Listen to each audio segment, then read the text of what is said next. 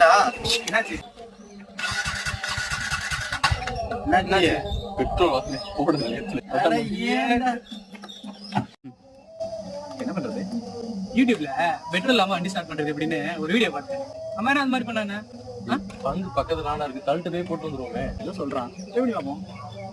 பாரு பாரு, போடு போடு. சொல்றான் வேற. A few moments later.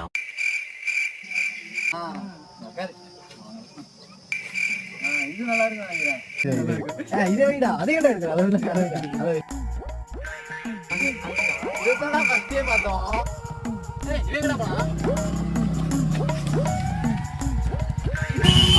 எங்களுக்கு முன்னாடி வீட்டுக்கு வீடியோ பார்த்து போயிட்டு வந்துட்டேன்.